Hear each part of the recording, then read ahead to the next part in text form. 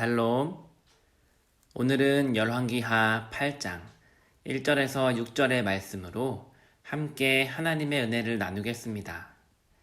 오늘 본문 말씀은 7년간의 기근이 사건의 배경이 되고 있습니다. 7년간의 기근이라 함은 8장 말씀에 기록된 엘리사가 다시 길갈에 이르니 그 땅에 흉년이 들었다를 가리킵니다. 따라서 본문은 8장에 기록되어 있지만 실제로 일어난 역사적 시간대는 4장과 5장 사이에 벌어진 일이라는 것입니다. 엘리사의 사환 게하시가 5장 나아만 장군의 치유 사건 이후 더 이상 나오지 않기 때문입니다. 이처럼 열왕기하에는 시간적 순서대로 기록되지 않은 사건들이 다소 등장합니다. 열왕기하 6장에서 8장에 이르기까지 등장하는 5가지의 사건이 그렇습니다. 엘리사는 7년간의 기근이 임할 것을 선포하며 수넴 여인에게 잠시 다른 곳으로 이주하라고 합니다. 그 말을 들은 수넴 여인은 그의 가족과 함께 블레셋 땅에 가서 7년을 지내다 다시 고향으로 돌아옵니다. 그런데 여인이 집을 비운 사이에 집과 땅이 그만 다른 사람의 소유가 되어버렸습니다.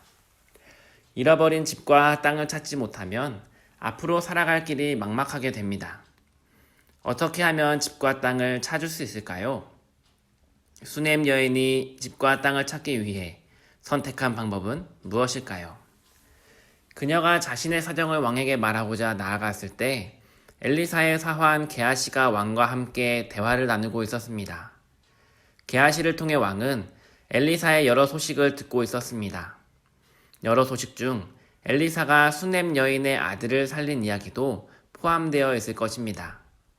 마침 이스라엘의 왕과 게하시가 이야기를 나눌 때 수넴 여인은 그 절묘한 타이밍에 해당 이야기의 주인공이 본인과 아들임을 밝혔습니다. 그리고 자신들의 딱한 사정을 왕에게 호소하였습니다. 이 모든 것이 사실임을 확인한 왕은 수넴 여인을 위한 관리를 임명하고 집과 땅을 되찾을 수 있도록 도와주었습니다. 이렇게 수넴 여인의 집과 땅을 되찾는 일은 무사히 해결되었습니다.